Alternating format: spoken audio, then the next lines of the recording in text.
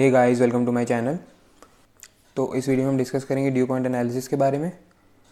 तो due point analysis basically ये होता है कि जो हमारा रिटर्न ऑन इक्विटी है वो अगर बढ़ रहा है या कम हो रहा है तो उसके रीजंस क्या हैं, and are those reasons good for the company और बैड।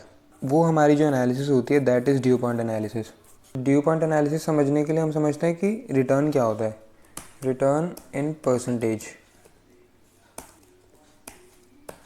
सपोजिटली आपने किसी एसेट में पैसे इन्वेस्ट किए and you invested 1000 rupees and you earn 100 rupees, so your return percentage will be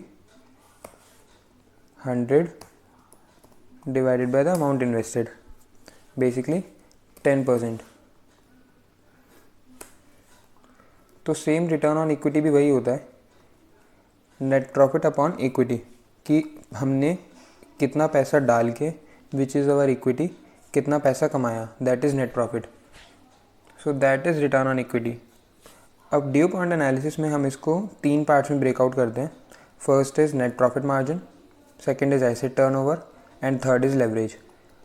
net profit margin या कोई भी margin is basically that line item divided by the sales. अगर हम एक्सपेंस मार्जिन की बात कर रहे हैं तो that is expense divided by revenue और sales. So again, net profit margin is net profit divided by sales. Next is asset turnover. So asset turnover, इसको हम सिंपली अगर समझें तो इसका मतलब ये होता है कि हम जो अपना एसेट्स में पैसा इन्वेस्ट कर रहे हैं उससे हम कितना रेवेन्यू बना पा रहे हैं। सो बेसिकली उन एसेट्स की एफिशिएंसी क्या है। तो मैं इसको एक एग्जांपल में ब्रेकआउट करता हूँ। सपोज़ आपने अपने बिजनेस में 1000 रुपीज़ इन्वेस्ट किए and in first year you make 100 rupees of revenue. Next year आपके एसेट्स उतने ही थे but this time you made 150 rupees of revenue. तो अगर हम इसको एक मशीन का केस समझें तो पहले आप जो प्रोडक्ट्स उससे बना रहे थे उससे आप 100 रुपये का रेवेन्यू कमा पाए। अगले साल मशीन वही थी, सेम वैल्यू थी उसकी, और उससे आपने 150 रुपये का रेवेन्यू कमाया। तो दैट मीन्स आप उस मशीन को और एफिशिएंटली यूज़ कर पाए, उसकी प्रोडक्टिविटी इंक्रीज़ हुई। सो दैट इज़ एसेट टर्नओवर, कि एसेट्स में जितना आपने इन्वेस्ट किया उससे आप टर्नओवर कितना ला पा रहे हो। तो अगेन हमने यहाँ पे देखा, अगर हमारा एसेट टर्नओवर रेशियो इंक्रीज़ होता है, इस केस में हमारा asset turnover ratio will be again 10% and in this case it will be 15%।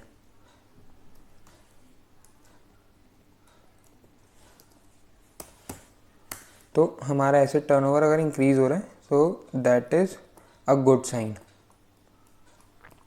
Third thing is leverage. अब लेवरेज क्या होता है, तो आपको यहाँ पे लेवरेज का फॉर्मूला दिख रहा होगा which is assets divided by equity. अब अगर हम सिंपली अकाउंट्स की बात करें तो our assets will be is equals to equity plus liabilities. अब हम मान लेते हैं कि हमारे पहले एसेट्स 100 थे एंड इक्विटी थी 50, तो हमारा leverage will be 100 divided by 50, 2. Now assets have increased to 150 but equity उतनी ही है and our leverage will be 3. तो it means अगर leverage बढ़ रहा है यानी assets divided by equity वाला जो ratio है that is increasing, that is not a good sign for the company because it indicates कि equity उतनी है but liabilities बढ़ रही हैं, या अगर एसेट्स बढ़ भी रहे हैं तो इक्विटी प्रोपोर्शनेटली उतनी नहीं बढ़ रही, लायबिलिटीज़ ज़्यादा इंक्रीज़ होने की वजह से एसेट्स इंक्रीज़ हो रहे हैं। Now again net profit margin, तो अगर किसी कंपनी का ROE बढ़ रहा है उसके नेट प्रॉफिट मार्जिन इंक्रीज़ होने से, तो that is again a good sign. तो इन 3 के ब्रेकआउट्स में हम समझते हैं ROE को। तो अब हमने इसको ब्रेकआउट किया कि होता 3 में, और क्या हमारा रिटर्न ऑन इक्विटी इन 3 को मल्टीप्लाई करके सेम आते हैं नहीं, हम वो देख लेते हैं। अब आपको यहाँ दिख रहा होगा ROE is net profit divided by equity. तो यहाँ पे we have net profit divided by sales into sales upon assets into assets upon equity. तो यहाँ से सेल्स और सेल्स कैंसिल आउट हो जाएगा, यहाँ से एसेट्स और एसेट्स कैंसिल आउट हो जाएगा, and in last we have our net profit divided by equity. So that's why we can break ROE into net profit margin into asset turnover into leverage. तो यहाँ से आपको समझ आ गया होगा कि अगर हमारा नेट प्रॉफिट मार्जिन अगर इंक्रीज़ होने की वजह से आर इंक्रीज़ हो रहा है, so that is a good sign for the company. Asset turnover increase होने की वजह से आर इंक्रीज़ हो रहा है, so that is again a good sign for the company. But if R is increasing due to increase in leverage, that is not a good sign. So ये तो हो गई सारी थ्योरेटिकल बातें। Now let's move to a practical part for DuPont. तो हमारे पास यहाँ पे एक लिस्टेड कंपनी का डेटा है। लेट्स नॉट गेट इनटू कि कौन सी कंपनी है, because this video is only for educational purposes. कोई इन्वेस्टमेंट या फिर रिसर्च रिलेटेड एडवाइस मैं नहीं दे रहा हूँ इस वीडियो में। So now let's move to the calculation part. हमें पहले कैलकुलेट करना है रिटर्न ऑन इक्विटी। सो हमने अभी डिस्कस किया return on equity is basically net profit divided by equity. So equity is basically our equity capital plus reserve and surplus, क्योंकि reserve and surplus भी shareholders का ही part है। यहाँ पे हमने फॉर्मूला बना लिया, इसको वी कैन ड्रैग आउट। तो वी कैन सी जो हमारा आर है वो ओवर 5 ईयर्स इंक्रीज़ ही हो रहा है, 23 to 32% हो चुका है। अब we will try to understand कि कौन सी चीज़ है जिसके इंक्रीज़ होने की वजह से हमारा आर इंक्रीज़ हो रहा है। Firstly let's calculate net profit margin.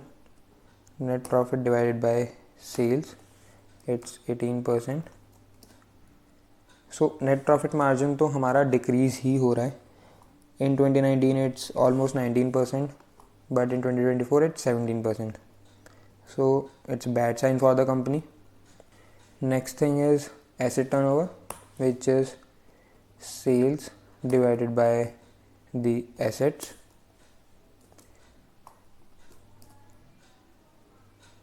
So here we can see our asset turnover ratio is increasing.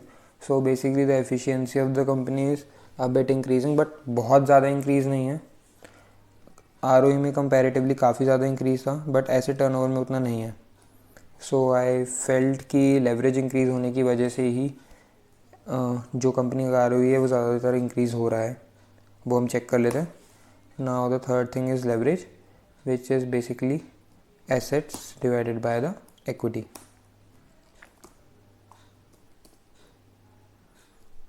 So we can see that leverage is 1.29x in 2019 and in 2024 it's 1.66x. So mostly the reason is leverage.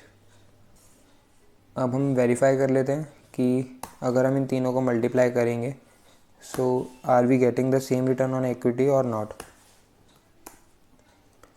तो 2019 में तो it's same. So as you can see here return on equity same ही आ रहा है अगर हम directly calculate करें या ड्यू पॉइंट के थ्रू कैलकुलेट करें तो।